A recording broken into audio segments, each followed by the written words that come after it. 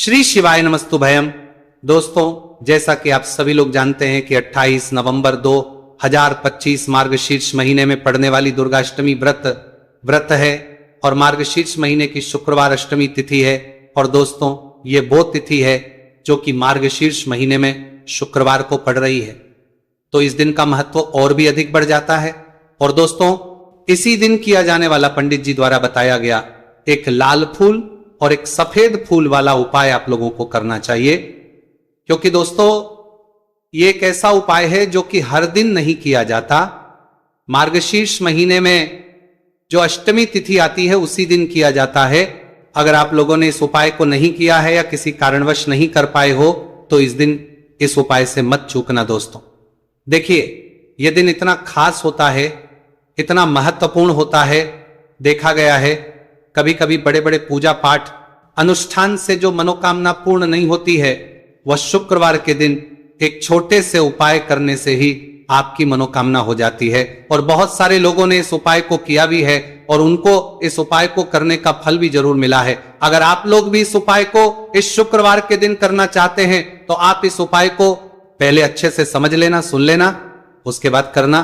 आपको इस उपाय का फल जरूर मिलेगा, आपकी सभी मनोकामनाएं पूरी हो जाएंगी। दोस्तों, हम आपको यहां पर बता दें कि ये जो एक लाल फूल और एक सफेद फूल वाला उपाय है, ये उपाय पंडित जी ने अपनी अभी की शिव महापुराण की कथा में ही बताया है। और इस उपाय करने से आपके घर में चाहे किसी भी प्रकार की दुख और समस्या क्यों ना चल रही हो, आपको उसका कारण भी नहीं पता है कि भाई ये समस्या किस कारण से चल रही है, उसका कुछ भी कारण हो सकता है। जैसे पितृदोष हो सकता है, काल सर्प दोष हो सकता है, या किसी भी तरह का मंगल दोष भी हो सकता है, और भी बहुत तरह के दोष होते हैं, कुछ भी हो सकता है। पर आपको इस उपाय को करने के लिए अपने दोष को पता लगाने की भी जरूरत नहीं है। आपके घर में इस कारण से इतनी दोहक और परेशानी आ रही है, वो भी आपको पता लगाने की जरूरत नहीं है। बस शुक्रवार की अष्टमी तिथि के दिन इस उपाय को कर लेना, क्योंकि इसी एकमात्र उपाय को करने से आपके पूरे घर परिवार में सुख और शांति हो जाएगी। आपके घर में अच्छे अच्छे काम होने लगेंगे। आपकी जो भी मनोकामना होगी वो भी धीरे धीरे करके पूर्ण होना शुरू हो जाएंगी। अब हम समझते हैं इस एक फूल और एक सफेद फूल वाले उपाय को आपको करना कैसे है, किसको करना है, किस समय करना है और कैसे करना है। देखो, उपाय बिल्कुल आसान है, बस समझने वाली बात है, ध्यान से समझिए। उसके बाद ही आप लोग जो है इस उपाय को जरूर कीजिएगा। सबसे पहली चीज हम लोग ये समझते हैं कि इस एक लाल फूल और एक सफेद फूल वाले उपाय को इस आने वाले शुक्रवार के दिन किसको करना है। तो देखिए, इस उपाय को घर के सभी सदस्यों को करने की बिल्कुल भी जरूरत नहीं है। घर में से कोई एक बड़ा सदस्य ही इस उपाय को करेगा तो उस घर परिवार के सभी सदस्यों को इस उपाय को करने का फल मिल जाएगा। पर वो बड़ा सदस्य कौन होगा, कौन व्यक्ति इस उपाय को करेगा? तो यहां पर देखिए, हम आपको बता दें, घर की जो बड़ी माताएं बहनें होंगी, घर की बड़ी माताओं बहनों में से कोई भी एक माता बहन इस वाले उपाय को कर सकती है अपने पूरे घर परिवार के लिए। घर में सभी सदस्यों को इस उपाय को करने की जरूरत नहीं है। मात्र घर की जो बड़ी माताएं बहनें हैं उनमें से कोई भी एक माता बहन इस वाले उपाय को करेगी तो उसके घर परिवार के पूरे सदस्यों को इस उपाय का फल मिलेगा। अगर किसी कारणवश माताएं बहनें घर में उपस्थित ना हो या वो इस उपाय को ना कर रही हो, कुछ दिक्कत हो, तो भाई उस जगह पर फिर घर का कोई बड़ा व्यक्ति भी इस उपाय को कर सकता है। माताओं बहनों के कहने का मतलब यह था कि माताएं बहनें घर की लक्ष्मी होती हैं, जबकि लक्ष्मी कोई उपाय करती है तो निश्चित ही भगवान शिव जी बहुत जल्दी प्रसन्न होते हैं और उपाय का फल में बहुत जल्दी और बहुत बड़ा करके भी यहां पर देते हैं। तो आप लोग ये बात समझ गए होंगे। अब हम ये बात समझते हैं इस वाले उपाय को हमें करना किस समय है। एक लाल फूल और एक सफेद फूल वाले उपाय को हमें इस शुक्रवार अष्टमी तिथि के दिन करना किस समय है। तो देखिए, इस उपाय को करने का जो समय है, सुबह का समय भी है और शाम का समय भी है। अब देखिए, यहां पर हम मुख्य रूप से सुबह का समय नहीं बोलेंगे, क्योंकि देखिए ये जो मार्गशीर्ष महीने की अष्टमी तिथि है और आप सभी लोग जानते हैं इसका प्रदोष काल का मतलब शाम का जो समय होता है ना, इस दिन भगवान शिव जी का सबसे प्रिय दिन होता है। तो आप लोग इसे एक लाल फूल एक सफेद फूल वाले उपाय को सुबह के समय भी कर सकते हो और शाम के समय प्रदोष काल में भी कर सकते हो। सुबह के समय अगर कर रहे हो तो 10 या फिर 11 बजे तक भी अगर उपाय करोगे तो भी आपको उपाय का फल मिलेगा। वही शाम के समय कर रहे हो तो इस दिन जरूर शाम के समय का ध्यान रखना कि शाम के 6 बजे से लेकर 7 बजे के बीच में अगर आप इस उपाय को कर सकते हो तो बिल्कुल कर लेना, पूरी कोशिश करना। पर अगर किसी कारणवश इस समय के बीच में ना कर पाओ तो रात 8 बजे तक भी अगर आप उपाय को करोगे तो आपको उपाय का फल जरूर मिलेगा।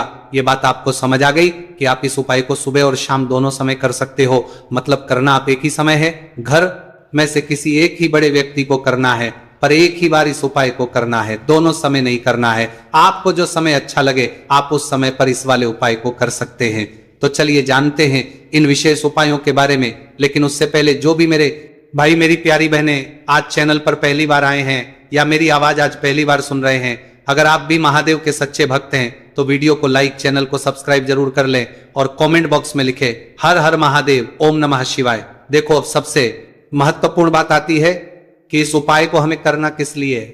जैसा कि हमने अभी आपसे बोला कि इस उपाय को करने के बाद आपके जीवन में बहुत सारी खुशियां आएंगी, आपकी मनोकामनाएं पूर्ण होंगी, आपकी धन की समस्या दूर होगी, आपकी पैसों की समस्या दूर होगी।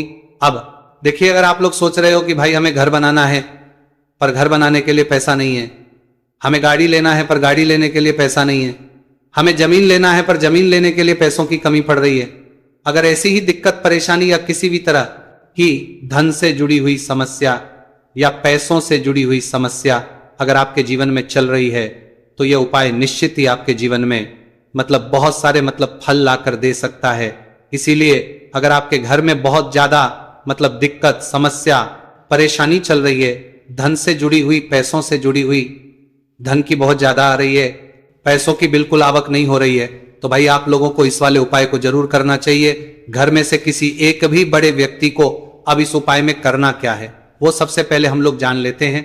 उपाय की सामग्री हम लोग सबसे पहले जानते हैं कि इस उपाय करना में किस किस चीज की आवश्यकता पड़ेगी। तो देखिए, उपाय का नाम तो एक लाल फूल और एक सफेद फूल वाला उपाय है, पर इस उपाय में कुल मिलाकर 4 लगने वाली है, जो कि पंडित जी ने खुद वाली कथा में बताया है। और जो हम आपको उपाय बताते हैं वो पंडित जी द्वारा बताए गए होते हैं, अलग से हम कुछ भी नहीं बताते हैं। तो यहां पर हम लोग समझते हैं कि इस उपाय की सामग्री क्या है। तो देखो, उपाय की जो सामग्री है वो 4 सामग्री है, जिसमें से सबसे पहली सामग्री है एक बेलपत्र। देखो, बेलपत्र क्या होती है? बेलपत्र जो शिव की शिवलिंग पर चढ़ती है। दूसरी चीज है एक शमीपत्र, शमीप्र, वो जो शिवलिंग पर ही चढ़ता है। तीसरी चीज है दोस्तों एक लाल फूल, जो उपाय का नाम है। तो एक यहां पर आपको लाल फूल लेना है। अब ये लाल फूल कौन सा लेना है? देखो, शिवलिंग के ऊपर जो लाल फूल चढ़ता हो उनमें से कोई भी एक लाल फूल पसंद कर लेना और वो कहीं से तोड़कर या कहीं से खरीद कर लेकर आना और उस लाल फूल को उपाय में प्रयोग कर लेना। उसके बाद में एक सफेद फूल का विशेष रूप से ध्यान रखना, जो सफेद फूल शिवलिंग पर चढ़ता हो सिर्फ वही सफेद फूल लेकर आना, इसके अलावा कुछ मत लेकर आना का मत लेना। तो एक एक मात्रा में ही आपको ये चारों सामग्री चाहिए, एक बेलपत्र, एक शमीप्र, एक लाल फूल और एक सफेद फूल। ये चारों सामग्री आप लोग तैयार करके रख लें। प्रदोष काल में या सुबह के समय जब भी आप इस उपाय को कर रहे हैं, जैसे ही आपके उपाय की सामग्री तैयार हो जाती है तो क्या हम सीधा उपाय को करने के लिए इन चारों सामग्री को लेकर उपाय करने के लिए जा सकते हैं? यहां पर आपको इस बात का ध्यान रखना है कि हम भगवान शिव जी को प्रसन्न करने के लिए तो जा रहे हैं, हम अपनी मनोकामना को पूर्ण करवाने के लिए तो जा रहे हैं, पर हमें यह दर्शाना बिल्कुल भी नहीं है कि हम सिर्फ अपने फायदे के लिए भगवान शिव जी के मंदिर में आए हैं। इसलिए हम इस उपाय को करने के साथ साथ में भगवान शिव जी की पूजन अर्चना के लिए कुछ सामग्री भी जरूर लेकर जाएंगे। जैसे कि सुबह के समय अगर आप कर रहे हो इस एक लाल फूल और एक सफेद फूल वाले उपाय को, तो भाई सुबह के समय आपको एक लोटा जल लेकर जाना है। जो लोग प्रतिदिन शिव जी के मंदिर जाते हैं, पूजन अर्चना करते हैं, जल चढ़ाते हैं, फूल बेलपत्र सब कुछ चढ़ाते हैं, भाई वो अपनी पूजन अर्चना वैसी की वैसी ही करना। बाकी जो सिर्फ उपाय को करने के लिए जा रहा है, जो कुछ भी लेकर नहीं जा रहा है, उसे कम से कम 1 लोटा जल अपने घर से जरूर लेकर जाना अगर आप उपाय को कर रहे हो, है ना? क्योंकि इस वाले उपाय को आप भगवान शिव जी की पूजन अर्चना करने के बाद ही करना। वही अगर बात करें शाम के समय की, अगर कोई व्यक्ति शाम के समय प्रदोष काल में इस वाले उपाय को कर रहा है तो भाई आपको मात्र एक घी का दीपक तैयार करना है। यह बात हम हमेशा बोलते हैं, शाम के समय प्रदोष काल में कोई कर रहे हो ना, तो दीपक का विशेष महत्व होता है कि दिन का प्रदोष काल में भी व्यक्ति दीपक जलाता है ना भगवान शिव जी के मंदिर में, भाई उसके जीवन से सारी दुख और परेशानियां भी दूर होती हैं। तो भाई इस दिन दीपक का विशेष रूप से ध्यान रखना आप लोग। अगर आप इस उपाय को शाम के समय प्रदोष काल में कर रहे हो, है ना, ये जो दीपक आप लोग लोगे, ये आटे का लोगे, जो आटा आप गूंद दोगे उसके अंदर कुछ भी मत डालना, मात्र सादा आटा लगाकर उसे तैयार कर लेना और एक मीडियम साइज का दीपक तैयार कर लेना। वो दीपक ना ज्यादा छोटा हो ना ज्यादा बड़ा हो, है ना। उसके बाद में दीपक आपका तैयार हो जाए तो इसके अंदर जो बत्ती रखोगे वो गोल बत्ती रखोगे। देखो गोल बत्ती भी दो तरह की होगी, एक बाजार की और एक घर वाली। तो कोशिश करना अपने घर में जो रुई रखी हुई है उस रुई से आप लोग एक गोल बत्ती अपने ही हाथों से बनाओ। उपाय का फल अच्छा मिलता है, भगवान शिव जी जल्दी प्रसन्न होते हैं। जब हम किसी भी को अपने हाथों से परिश्रम करके तैयार करते हैं तो आपको उस दीपक के अंदर एक गोल बत्ती रख देनी है। इसके अंदर जो चीज आप लोग डालोगे वो डालोगे, लोगे वो डालोगे। शुद्ध देसी गाय का घी, इस बात का विशेष रूप से ध्यान रखना, क्योंकि भगवान शिव जी का सबसे प्रिय दिन और प्रिय समय पर हम लोग इस वाले उपाय को कर रहे हैं। अनिवा मई कर गई है तो थोड़ा सा शुद्ध देसी गाय का घी इतना डालना कि वो दीपक कुछ समय तक चल सके। ना बाजार वाला मिला घी डालना, ना भैंस का घी डालना। शुद्ध देसी गाय का घी आपको ढूंढने में थोड़ी मतलब मेहनत लगेगी और महंगा भी मिलेगा, पर गाय के घी से भगवान शिव जी प्रसन्न होते हैं और उसी शुद्ध देसी गाय के घी से घर में बरकत भी बनी रहती है और हमारे घर में सुख शांति भी बनी रहती है। इसलिए इस शुद्ध देसी गाय का घी को अपने घर में हमेशा रखा करो। वो भगवान शिव जी के कार्यों में भी उपयोग में आते हैं और उपायों में भी हम लोग प्रयोग कर सकते हैं। तो यहां पर आपकी सारी तैयारियां हो चुकी हैं। उपाय को करते समय शुद्धता का विशेष रूप से ध्यान रखिएगा। सुबह कर रहे हो तो भाई सुबह तो आपको स्नान करना ही करना है, बाकी शाम को कर रहे हो तो शाम को मात्र हाथ मुंह धोकर भी आप लोग इस वाले उपाय को कर सकते हो। कोई दिक्कत वाली बात नहीं है भाई। उपाय की पूरी सामग्री तैयार करके और पूजन सामग्री लेकर आपको भगवान शिव जी के मंदिर पहुंचना है, जो आपके घर के पास में हो, जहां पर शिवलिंग विराजित हो, शिवालय हो, वहां पर आप लोगों को पहुंचना है।